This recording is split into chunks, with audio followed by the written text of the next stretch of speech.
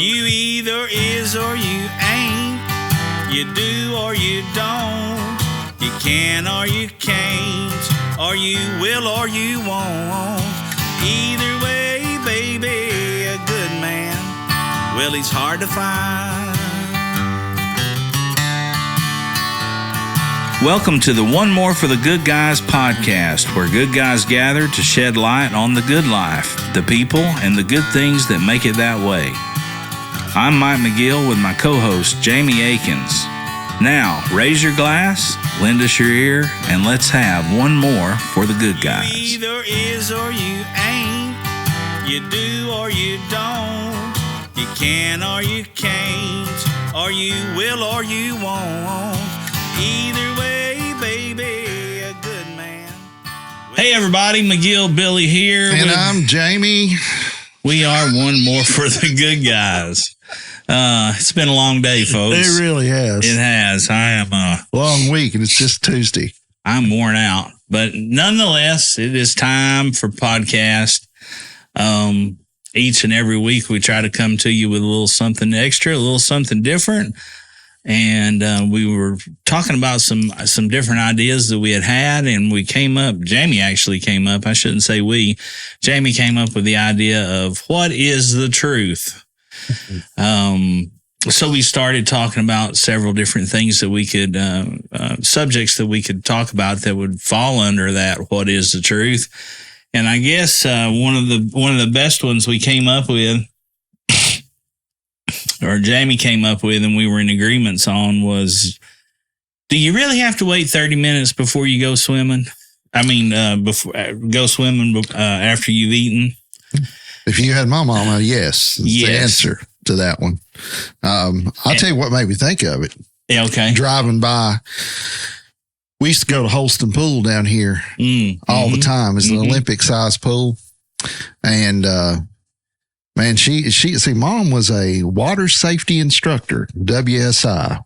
Those are the people that teach lifeguards. Oh, you were doubly screwed. Oh, yeah. So, yeah, she says, Jamie. She taught the lifeguards. Oh, yeah, she taught the lifeguards. You were definitely stupid. Jamie, you just ate. You can't go in for 2 hours or something ridiculous like that. It could have been 2 minutes, but when you're 10 years old and all your friends are out there. You ain't got time for all that mess. No, being told that if you get in, my God, you had a Reese's cup and a sandwich, you're going to drown. And she meant it too, man. You didn't get in, so I would just avoid lunch. Oh, that's so funny. Good weight loss plan. Yeah. Swimming, don't eat. You know? You ain't been swimming in a while, I see. That's right. I ain't either. I cut that swimming shit out, boy. Just in case anybody else is wondering. Well, that's funny, because the second one that we agreed on is one that definitely pertains to me. You're going to go blind if you sit too close to the TV. That's right. So I know what you're thinking. Well, you got glasses on. Well, I do. But some people are just born with weird eyes, and I happen to be one of them. So, but we've got some things. We've found some articles and some different professional opinions from well-credited sources. So we're not just loading you up with a bunch of hooey, a bunch of bull hockey, as Colonel Potter would say. So we're going to get into that here in a minute. But before we do that, what are you smoking, buddy? I am smoking a Cabañas, handmade in Nicaragua. Focus. These are an JR.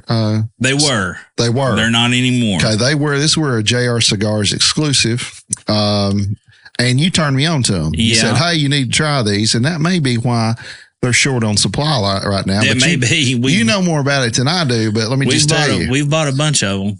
Fantastic smoke. They're great little smoke. I love them in the Robusto size. The Churchill's not bad, but the Robusto is really a little something special. Cabañas, for anybody that don't know, was the oldest cigar brand in the world. And then the Altadis company, who's the same company that works produces Monte Cristo, Romeo Julieta for the New World stuff. They also do H. Upmann. They do Aging Room. Well, let's see. But anyways, several different companies under their umbrella. But they bought, I guess they're the ones who is responsible for bringing that back, which JR, I believe, is owned by Altadis as well. That's why you see so many sales and stuff for Romeo, Monty, and all the other brands we just spoke about. But they got Gurkha now, saw today. Oh, yeah. Yeah, not so much. Yeah. That is I believe it's a Puro. I believe it's a Nicaraguan Puro. It's got a rosado colored wrapper, which just means it's just going to have a little bit of a red tint. But really, really fine little cigar. Good little, 30, 45 minutes to an hour smoke. You get more out of it if you wanted to really just kind of nurse it along, but really good. Made in the Garcia factory, same people that make My Father and all that stuff for Altadis. So, that's a good smoke. That's a very, very inexpensive too. Box of these is probably, it's less than $80. Yeah. When you can get for a box of 20. For a box of 20.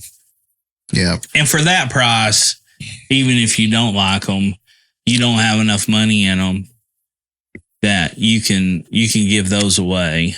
You can give them as a 5-pack for a gift. Father's Day's coming up. Golf course, things like that. Buddies that say, hey, I want a cigar. Here you go. Yeah. Yeah, but a good little cigar. And actually, the Cigar Authority just voted for the first ever inductee into the Cigar Hall of Fame was Cabañas. Because they're the oldest. Yeah, last year at the New England Cigar Expo. Interesting. What are you smoking? I am smoking a Joya de Nicaragua Antonio, Connecticut in a Robusto size. It's a 5x52. Jamie's is a 5x50. So this one's a little fatter. It's going to be about the same kind of smoking time. It's Ecuador, Connecticut wrapper. You can always really tell those Ecuador, Connecticut's too, because it's got that rich shade of different kind of color brown. The U.S., the stuff that's grown in the U.S., the Connecticut shade is it's got a little more. I don't know. It's a little bit. I don't want to say transparent, but it's just a little thinner. It's got even kind of. Sometimes we'll have even like a little greenish tint to it. This is that real rich caramel, light caramel color. 5x52. Again, Ecuador, Connecticut wrapper, Nicaraguan binder and fillers. Made at the Joya de Nicaragua factory. And we just covered this last time. Dura State is who covers their sales and everything. So you're going to get some cedar, you're going to get some leather, you're going to get a little bit of citrus, but a really, really creamy smoke texture. So not your typical kind of graham crackery, real mild, real kind of bland Connecticut's. Yeah, for that Connecticut, a lot of them are. So smoke, right? Really good. Yeah, very, very much so, medium to full. And, when you get that far on this, you're going to get a pretty good blast of pepper.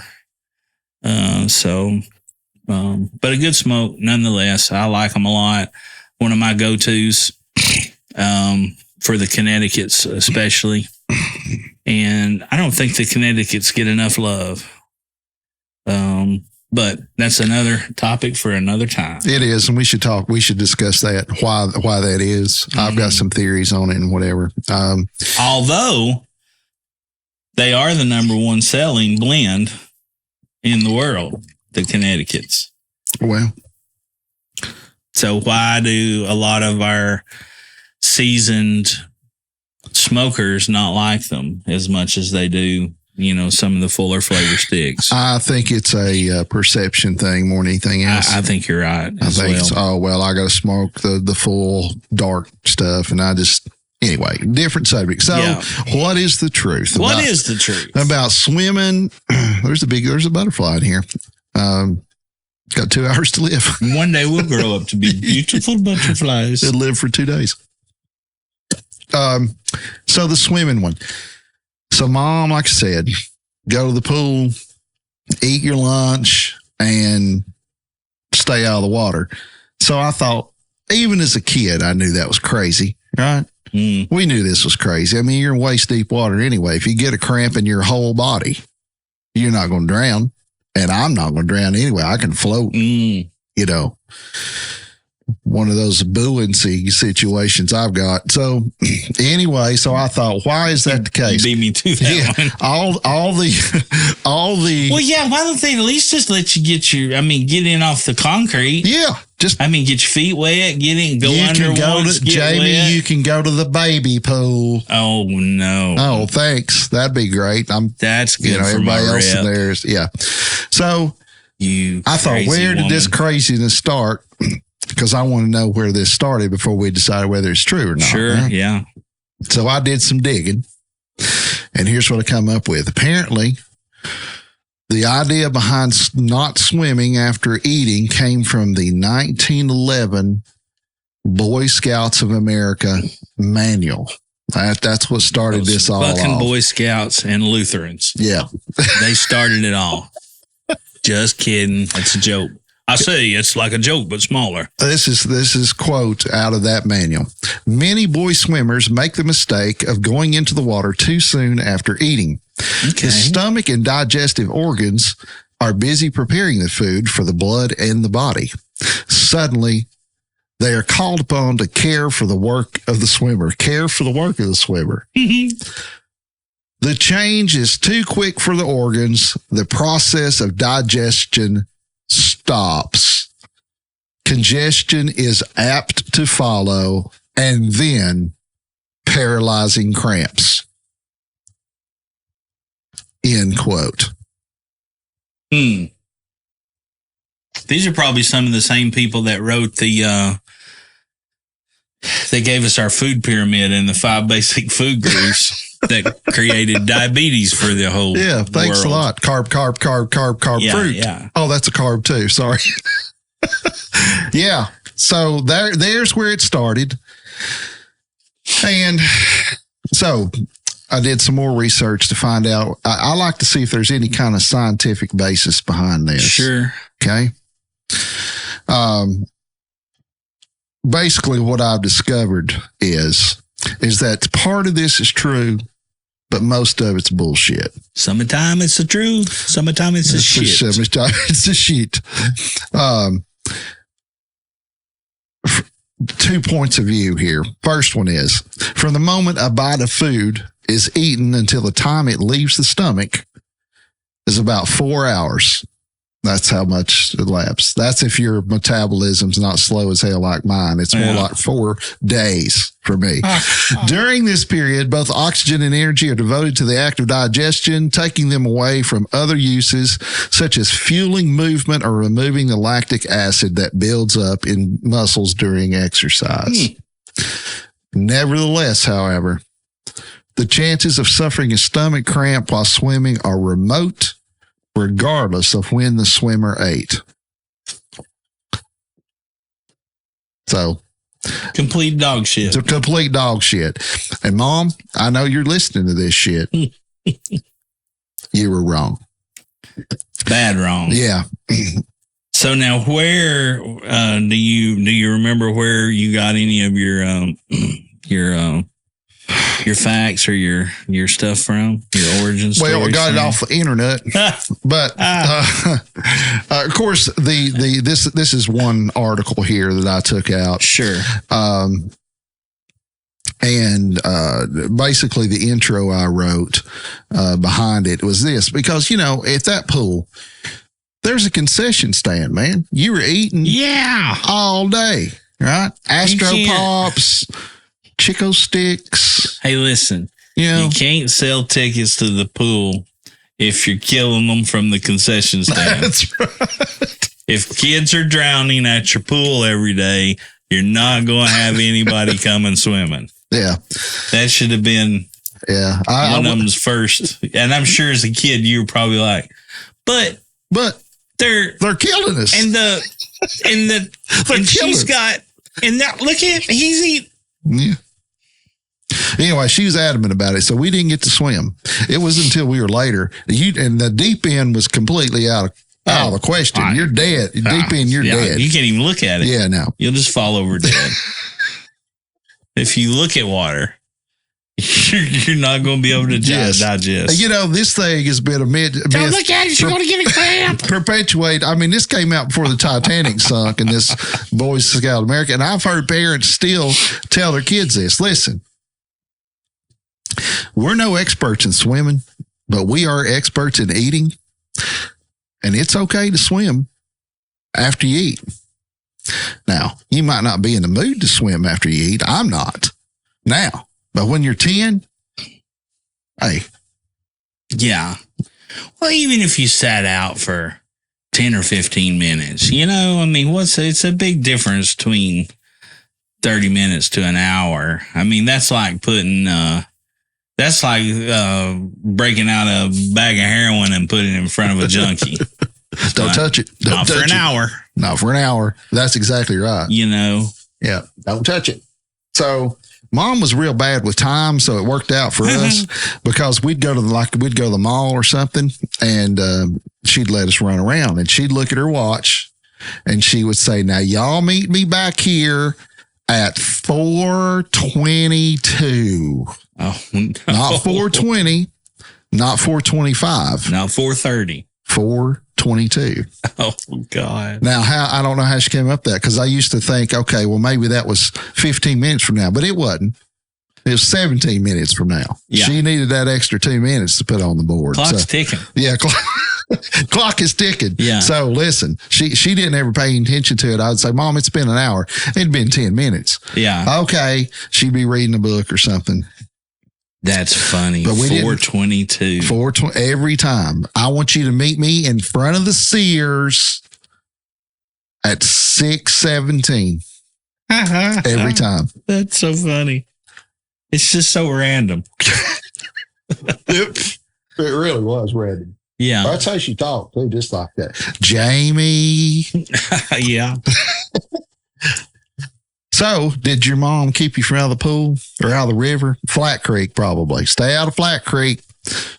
Well, I kind of did that with for sure. Flat Creek. Yeah. Don't go. You can go to the woods, but don't go to the water. Right.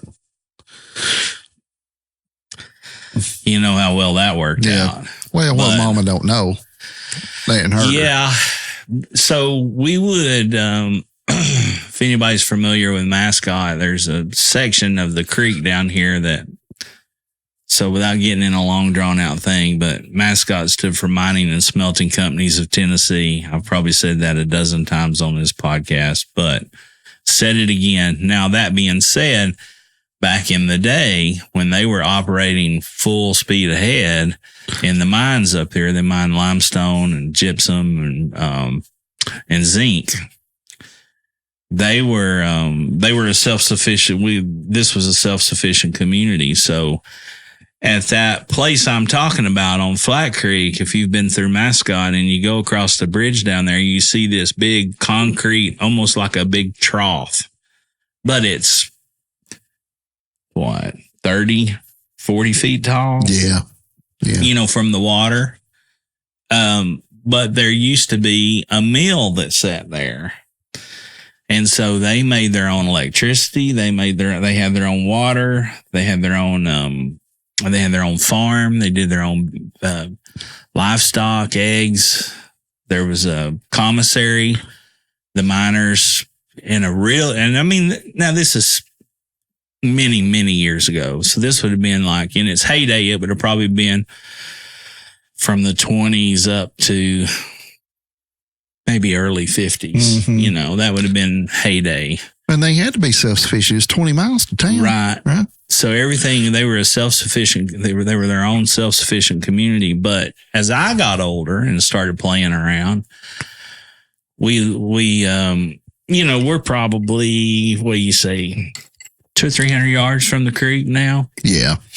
And we'd go down there and play. Well, we would also get there were cables and there were all kinds of old cool stuff from down there from back in the day that they didn't get out. Dangerous stuff. Yeah. And we would there was a cable. I found a big, long, rusty cable. And, of course, that's great to be holding on to and rappelling with and stuff. No danger whatsoever. No tetanus shot needed. You wake up in the morning, your leg's sticking straight up in there and you're pissing over the back of your head. So, tetanus shot, that cures that. But anyway, we used to put that cable around there, and I robbed a cable clamp from my old man, and tighten that thing, and we had it on a tree, and we would go down off the side of that big trough down there. Now, the one thing I didn't do was ever get in the water around there because it was moving pretty swift through there. Yeah. But yeah, we were always in the creek and in the water and fishing and wading and catching crawdads. And it didn't matter when you ate it, or did it? No, not at all. No. And we lived on the river. So yeah, you grew up right there on the river. Didn't wait either. But now, how was she with that? Oh Lord, did it worry her to death? Oh my God, yeah. So here's the story. Because if you couldn't just get if all you could get into was the kiddie pool. Yeah. So so Mom grew up on the river too. They lived in River Shores Estate, which is right there in the Holston. Yeah, it's about by river, probably 2 miles upriver from where we grew up. Mm-hmm. So, you could drown. And I think that's one of the reasons that she did the water thing was, so we could. And I was doing swimming lessons when I was 6 months old, that kind of thing.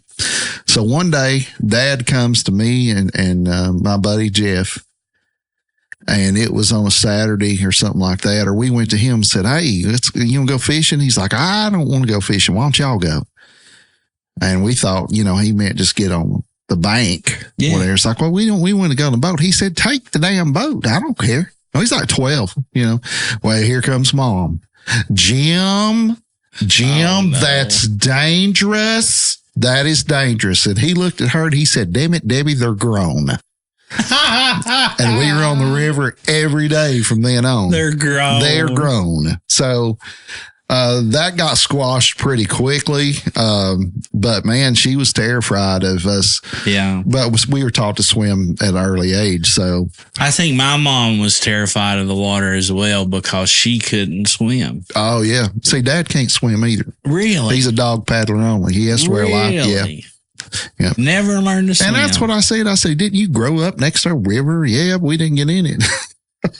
Unless he was in a boat, That just seems hard to believe about your dad. He's not a swimmer. He could probably dog paddle to safety, but he's not doing any strokes or anything for sure.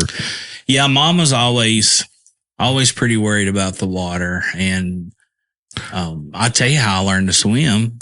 We had another couple that went to church with Mom and Dad. And of course, I had came along so much later than my brother and my sister that, all their friends, none of their friends had kids my age. Right, they had enough sense to stop. Yeah. But we would travel with this one couple, and George was his name. And we were in Miami. Wow. Of all places for a vacation one year. Whose idea was Miami for vacation? Oh, they would always go to Florida and just go wherever, George could drive, 7,000 miles with a box of Kent 120s hanging out there. A cigarette would be this long. And, of course, all the windows rolled up. Oh, yeah. Well, it's a craft to be able to smoke back to back like that. Ash on it as long as our cigars. Yeah. and carry on a full conversation, drink coffee, and probably a peanut butter sandwich all at the same time and drive that big old Chrysler. But we were in Miami, and I don't know how old I was. I might have been, I don't know. Well, we'll say 6, 7, 8, somewhere around in there, 5, 6, 7, 8, something like that. And still a little fella, and I was wearing water wings. Oh, yeah. And he'd give me a hard time about it. He'd always, because I was a water dog. Right. I was always in the water. I never, they had to about beat me out of the pool like every other kid. Sure. Yeah. But at any rate, at one time or another, I had my wings off. I had been out of the pool for a little while, drying off maybe, or, probably talking to some girl. Pimp at an early age, huh? Oh, yeah, for sure. And he got a hold of me by the seat of the trunks. And threw you in. And threw my ass in the deep end. And I said, he's getting ready to pitch me, I'm like, I can't swim. He said, you'll learn. Sloosh, and there I went. So, of course, I came right back up and started swimming. And, well, I was, and then, he started showing me, because George was a good, he was just kind of one of those guys, that could just do something of everything. And, this same guy used to play music with you outside the hotel rooms? Yeah, same guy. But he would show me, he would show me the different strokes. He taught me how to dive, taught me how to do a backflip, taught me how, And he's king shit then. Oh, buddy, he couldn't. I can dive. Yeah. Watch me. Exactly. We're watching already. Wish he'd hit the pool. Wish he'd hit the side. Yeah. Dad can't swim. So he avoids, he wears a life jacket full time in the boat, even stopped or whatever. And, wow. There are rules. You're supposed to wear one while you're moving, and if you're fishing below a dam or something like that, you have to have them. But he never takes his off. So, which is smart, Yeah. It's cumbersome, but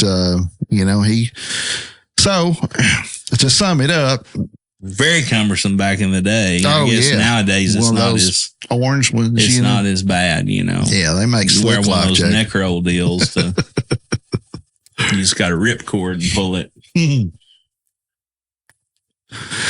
So anyway, what is the truth? It don't matter when you go swimming after you eat, obviously. So, Mama, you lied. I know you didn't mean to lie about it, but that's all right. All those hours sit in the shade, looking at an empty bag of Doritos and sucking on an Astro Pop. And, here's the thing. If you had an Astro Pop or a Blow Pop or something like that, that counted too. So you had to finish that. Of course. And then you get your clock starts. So you'd put your Blow Pop on your wrapper and leave it and come back every now and then. It's just a little, Yeah. You'd come up with ways. We had our ways, and she couldn't. Time was not her strong suit. So that's so funny.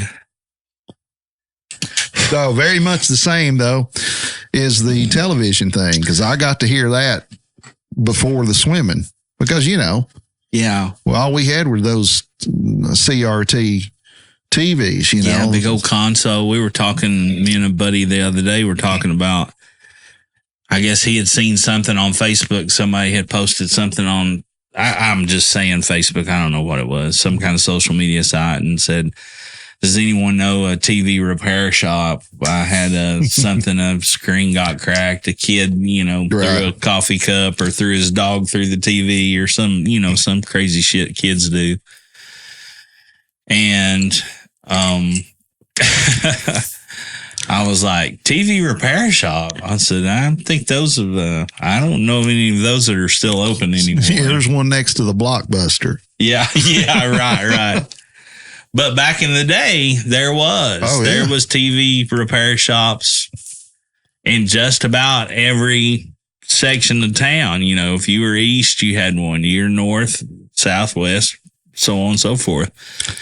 There was someone across from Holston High School for years. Oh, yeah, that one for sure. Yeah, a little bitty one.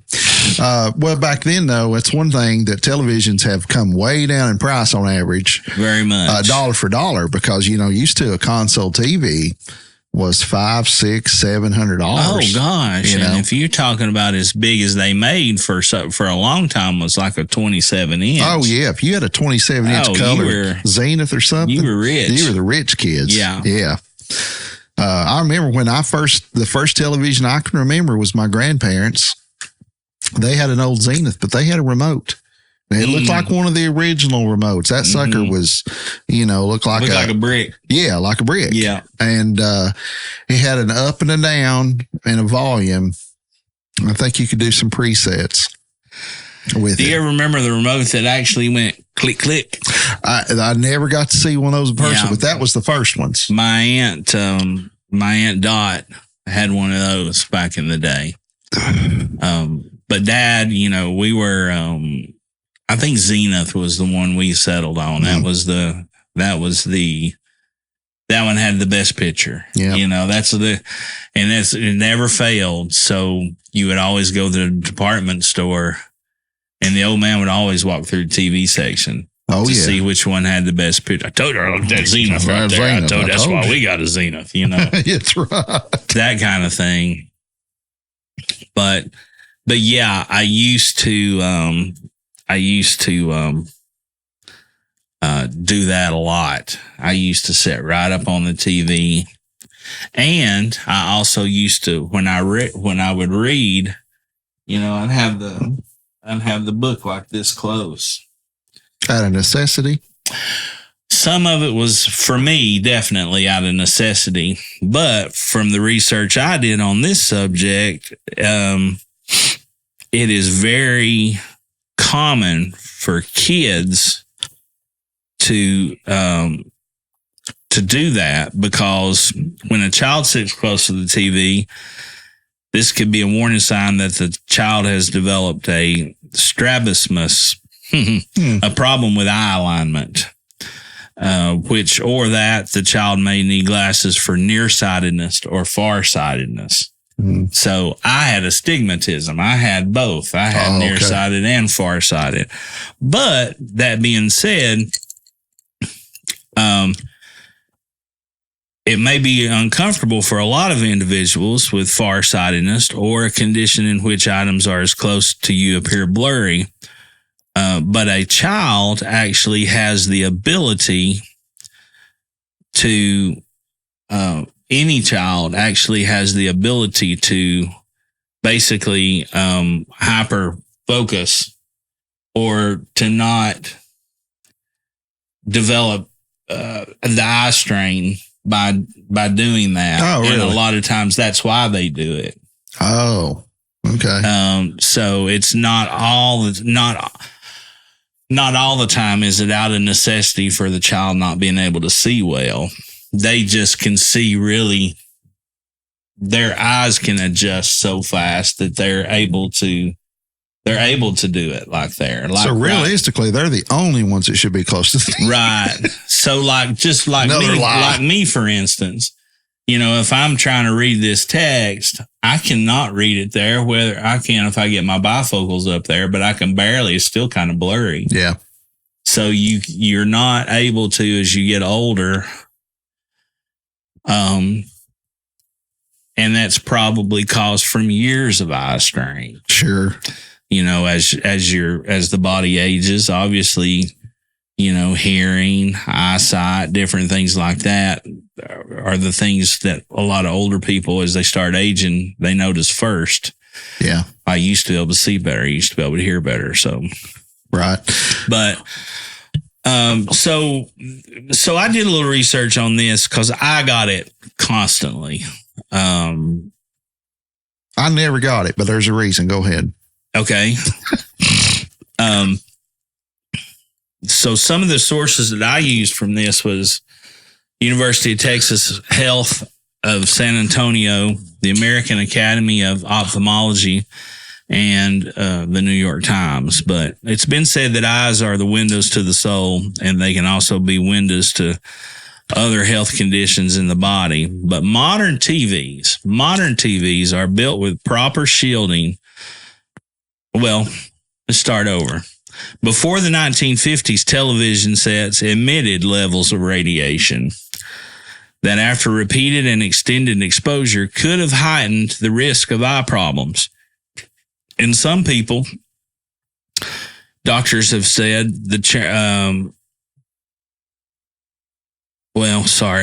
scratch that. Extended exposure could have heightened the risk of eye problems in some people, said Dr. Norman Safra from the Medical Eye Center in Brooklyn. But modern TVs are built with proper shielding, so radiation is no longer an issue. It's not an old wives' tale. It's an old technology tale, doctor said. Based on the world our grandmothers lived and grew up with, it was an appropriate recommendation to not sit so close. Right. So just something we outgrew with technology, pretty much. Correct. If you take an old CRT TV and you know, I guess most people that, if they didn't have an experience with that in a television, probably more so in computer monitors longer. But, you know, if you can put your hand up to it, it sometimes would make a zzz thing. Mm-hmm. Apparently, the older ones specifically had an X-rays coming off of that. That was the radiation. Right. You know, I guess if you slept with it, your face against it 8 hours a night with it on or something like that, you might grow a tumor on your face. But so we outgrew it. That's what you're saying. And I never got told that one time. Don't sit too close to TV. You know why? Because the TV... You got hit in the back of the head with a shoe? No, well, that too. If I had, but no, because in order to sit that close to the TV means that I had to sit in the floor. And I wasn't sitting in no floor. There's a comfy chair or couch over there. And I knew that at a young age. Hey, it's made to sit on. So you didn't have to tell me not to get too close to the TV. See, I was definitely... was different then because I was a floor guy. I mean, we did spend time on the floor, but not, you know, not up. And the other thing is too, is that if somebody else were trying to watch television behind you and you were up there, you got hit with a 2-liter Big K Diet lemon lime. Yeah. You know, so listen, do not underestimate the strength of a woman 5'2" throwing a 2-liter ball at your head. Oh God, no! Because listen, she could throw it, buddy. Hey, she was the Nolan Ryan of 2-liter bottles. My mom threw. My dad was standing in the dining room / like a personal den. Back then, it was my bedroom. And we have these big windows on the back of the house. You can see them. And my dad's holding me like this. I might be about that same age, 5, 6, 7, something like that. But I remember this. And they're in an argument. And of course, my dad didn't know when enough was enough. And he'd just keep poking the bear. I know somebody just like that. Yeah. Me. Yeah. Yeah. So she picks up a Joy dishwashing liquid bottle. Lemon smell. Yeah. So it's probably like about the size of a damn handle of whiskey, you know. It's this huge bottle. And slings it. Full one. Yeah. At him. Didn't matter. I wasn't doing nothing. It could have killed you. Yeah. Yeah, you talk about needing glasses. I could have needed braces, glasses. They could have got it all in one-stop shop. Oh, Lord. But at any rate. Did she get him? No, he ducked it, dodged it, but she got him because he had to replace those windows because that son of a bitch went through the windows and down the hill. Oh, no. Oh, yeah, just. Oh, So, yeah. So, he's right. Do not underestimate I'm sure it had a handle on it too, didn't Not it? all of them throw really like girls. That's all I can say. Well, listen, adrenaline levels the playing field really quickly. Exactly. And, so that old adage is not true. You throw like a girl. Well, if you threw like her, you probably got an MLB contract. Oh, my God, man. Especially if you're a lefty. Yeah. My mama could throw a lemon lime big K ball at your head, and she'd wait for you. She'd lie and wait. Like when you got big enough to run, she just wait till you sleep. Oh, of course. She'd get you then. You thought it was over. You thought, she forgot it. Listen, they'd put her, she'd be under the prison now. Hey, that's what I've told all those younger kids and nephews and stuff like that. I was like, there'll come a day you'll get old enough and you'll be able to take me. And then you'll realize it wasn't near as much fun as you thought it was going to be all those years. Right. I said, but Mark, one thing that you can remember about your Uncle Mike is that you will have to go to sleep at some point. That's right. This is not over. And I am definitely been around so long that I am 10 times more jaded and 25 times more mean than you'll ever be. That's right. One of the articles also said, sitting too close to a TV or computer screen will not negatively impact the eyes. It may, however, be uncomfortable for some individuals with farsightedness or a condition in which items that are close to you appear blurry. When a child sits close to the TV, this could be a warning sign that the child has developed. And of course, we read that one already. The strabismus problem with eye alignment. Now, contrary to the popular myth, sitting too close to a TV will not damage your eyes. That is from the, as I said, the University of Texas Health in San Antonio, the American Academy of Ophthalmology, and the New York Times. Children can focus at close distance without eye strain better than adults. Therefore, children often develop the habit of holding, reading materials close to their eyes or sitting right in front of the TV. But there is no evidence that this damages the eyes either in children or adults. With children, this habit usually diminishes as they grow older. So there you have it. You didn't know you were going to tune in and get science opinions, medical histories. You probably knew that you weren't going to put the lid end of a cigar in your mouth. Other than that, maybe you didn't. Maybe you didn't. Where was the first place that you can remember buying a TV with your parents? I got two places in my mind that people are probably not going to, well, one they'll believe, but one they're not going to believe. Well, I'll tell you, I can tell you where they bought my first TV. Now, I would imagine the others were probably, and I'm just guessing, but I'm imagining like Sears or something like that, But now, back in the day, and I think I believe I was in 5th grade, or maybe getting ready to start 6th grade. But which would have been 85 or no, it would have been earlier than that. It'd probably been like 82, 83. Okay. We'll say 83. Well before flat screen TVs. Oh, well, yeah. Yeah. This was still, the dial with the UHF and the whole thing. Yeah. So back in the day, Lowe's used to be down on Rutledge Pike. That was where Knox Seed is. Absolutely. And I got 1 year for a combination birthday and Christmas.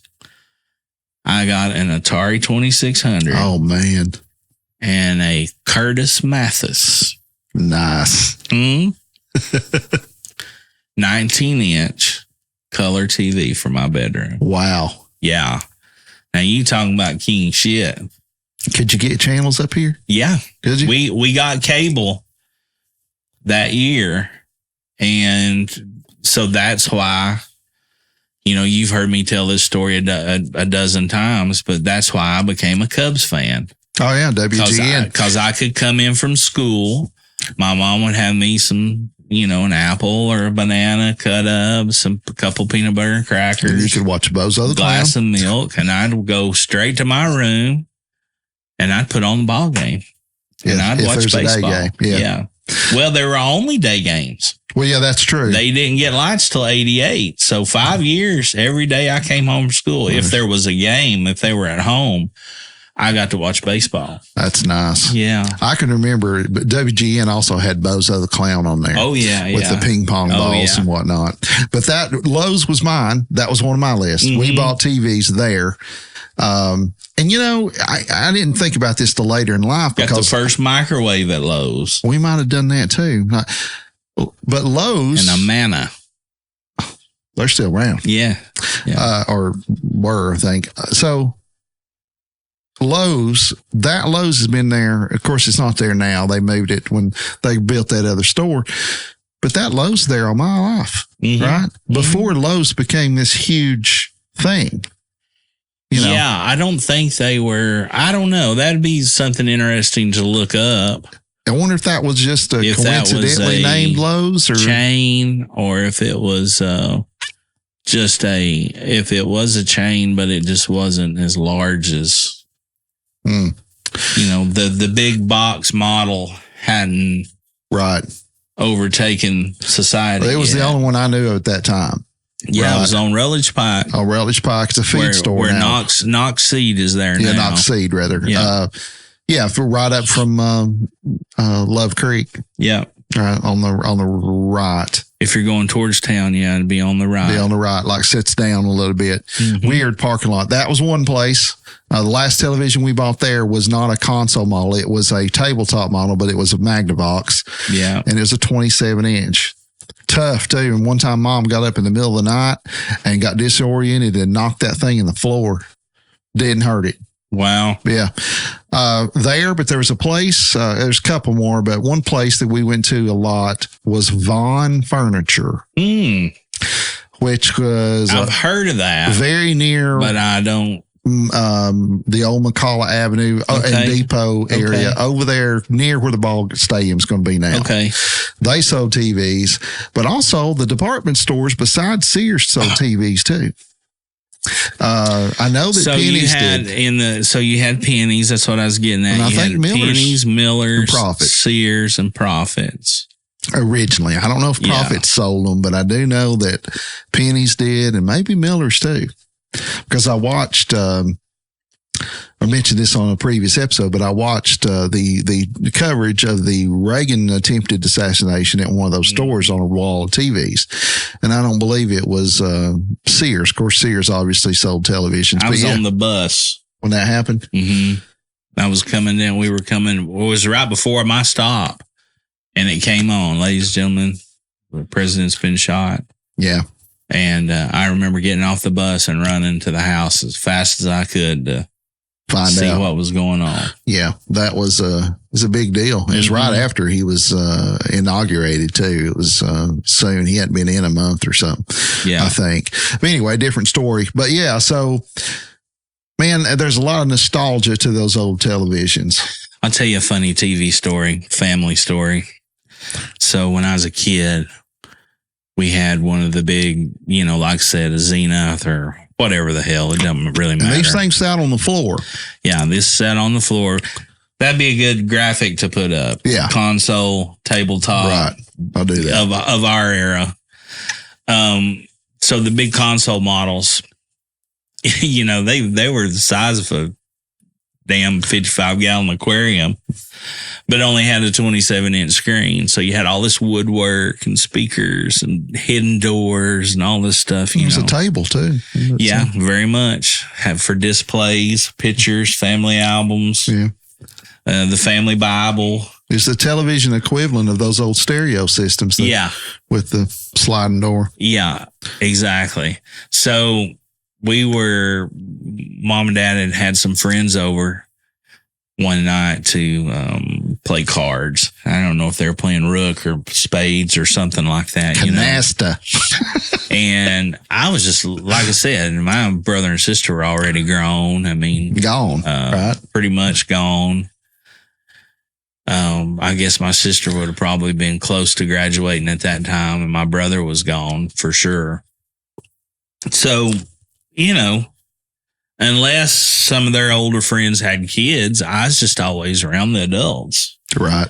So another reason I think I'm okay with like being by myself. It's not that big a deal. Sure.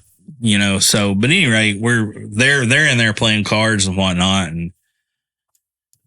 And all of a sudden, and this is from their point of view or from their storytelling.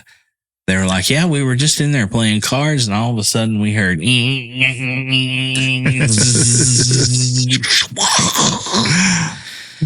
and smelt electrical and then looked, and there was smoke in the living room, and I had taken one of those little glass Coca-Cola bottles. Oh man. And I was so small. I don't remember doing this. I only remember this from them telling the stories. Yeah. But the Waltons was on. All right. Yeah. Okay. And John Boy was out there splitting wood. And he was so hot, just sweating and wiping. And I felt bad for him. And I thought I could give him a drink. And I poured that Coke down the back of that TV. And it went down to the back of the TV and got into all the electronics. Did it run it? Fried it. Oh, no. So the next thing I know, Dad's calling a buddy, and I don't even think I got a whipping for it because they came in there to ask me, what'd you do? What did you do? And I was crying, upset. Obviously, I knew something bad had happened. Because TV's off now. Yeah, TV's off now, and there's smoke coming out of the back of it. You killed John Boy. I may have killed John Boy. I don't know what's going on, but I know something's not right. And they were like, what did you do? And I said, I was just trying to give John Boy a drink. He was chopping wood. He was so hot and tired. Mary Ellen wouldn't bring him any water, or something to go along those lines. Again, I don't personally remember it, but yeah, I've heard that story told over and over all my life about blowing up the TV. So Dad calls, one of the buddies, and the next thing you know, they're having to tote this big heavy son of a bitch out the front door. Dad never owned a truck. Right. Everything went in a trunk. And they were heavy too. Oh God, yeah. They had big tubes and those big, huge pitcher tubes and speakers, magnets, from the speakers. Yeah, yeah. They were awful. They were so heavy. And then I helped a buddy move one time. This was years and years later, and he had one of those huge Sony. And it was like a 40-inch or whatever. Right. But it still had the big encapsulated back with still had a tube and a real glass screen. Sure. It was flat, but it was real glass. Mm-hmm. That might be the heaviest thing I've ever tried to pick up in my life. And they're awkward. And a matter of fact, I dropped it. Did you? I dropped one side of it. Thank goodness it slipped and I was able to recover. So you never broke one because you was mad? Mm-mm. Okay. No. Well, we'll save that story for another time. Well, go ahead. Well, I don't really we're on TV. I don't exactly remember the exact what happened, but if you throw things at a flat screen, it will break. I mean, it will break. So it's not like throwing it at a wall where you put a little dent in or whatever. So when the Red Sox came back. Yeah, well, that would have been a good time for it. I was, yes. Down 3 games and come back and beat the Yankees. Yeah, that was that's a nightmare for me. No, it wasn't that. It was, I'm sure, one of my tirades. And they break. Yeah. Do you remember the old, back in the day, they made a foam. It looked just like a brick, but it was foam, like a Nerf product. And it was called the TV brick. You remember that? No. Yeah. I don't know if we ever had one, but I remember seeing it in like those little papers that would come out, like not a catalog, but like a Finger Hut or something like flyer, that. Yeah. One of those type of little papers. But yeah, they had this foam brick.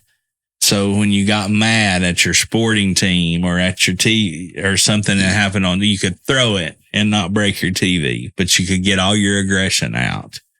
I need that. Wonder how many millions they made off the TV brick. I need that. What do you remember the first time you ever saw a flat screen? Because I do. I remember where it was. I remember how much it was, and I thought nobody in the world. Like flat screen as we know them today. Yeah. Yes. I was in Crossville, and we had a lady I was dating had a friend who had an electronics store. And we walked in and he goes, "Hey, come check this out." And it was the first flat screen, high def. Okay. And of course it was pre-recorded with high def stuff. It wasn't just live TV, because live TV wasn't broadcasting. Right. And that's why I like, if you watch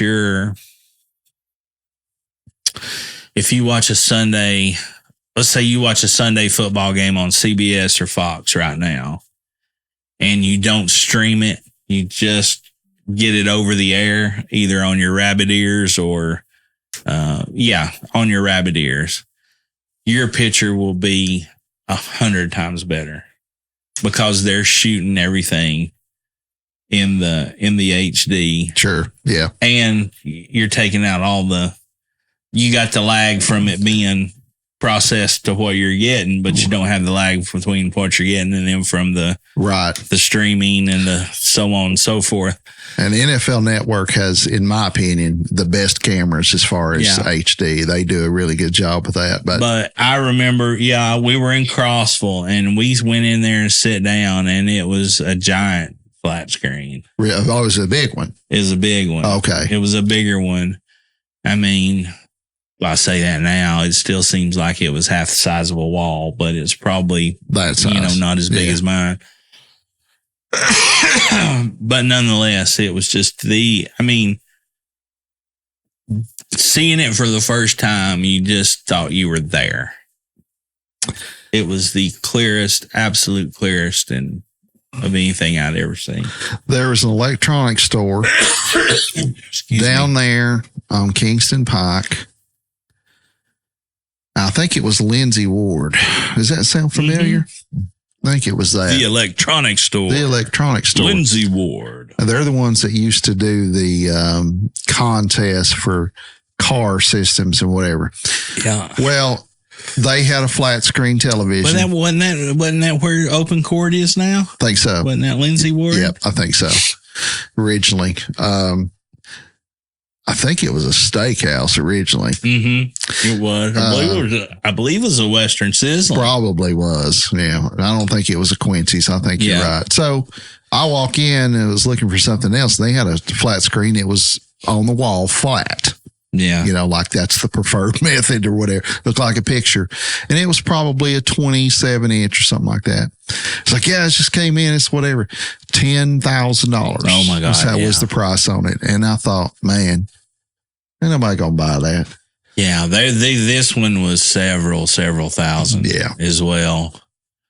And now you can get 56 inch for $300 or less, or whatever the numbers are. I mean, it's in the Black Friday, hell, you never know. You can get a 70 inch for, under $1,000. Or if you order it from Amazon and they ship it wrong 4 times, you get it for free. Hey, that happened to me one time. Bingo. I thought when we moved in that house, I said, I'm going to buy the best TV I can afford. And I started looking, and I still have it. Great television. It's an LG, but it was one of the first OLED ones and all that. And still looks great. And it was about $2,000. It was pretty expensive. Well, they shipped it and they lost it. So, okay. Well, they shipped it again and lost it again.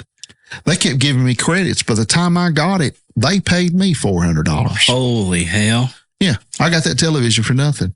Thanks, Amazon. Wow. That's great. Yeah. I had to wait on it a month, but it was free. That's one more for the good guys right there. Yeah, it is. That sucker's still going strong. Still the best looking TV I've got. As far as, So used to, so the TVs have came a long way. So the consoles or the tabletop things we're talking about,